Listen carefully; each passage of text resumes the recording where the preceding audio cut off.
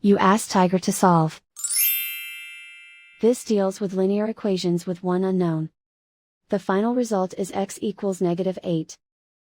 Let's solve it step by step. Swap sides. Group all constants on the right side of the equation. Subtract 1 from both sides.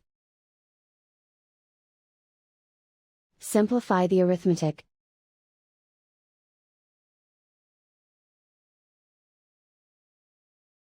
Isolate the x. Divide both sides by -9. Cancel out the negatives. Simplify the fraction.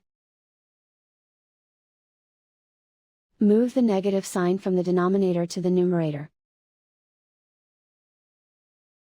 Find the greatest common factor of the numerator and denominator. Factor out and cancel the greatest common factor. And so the final result is x equals -8.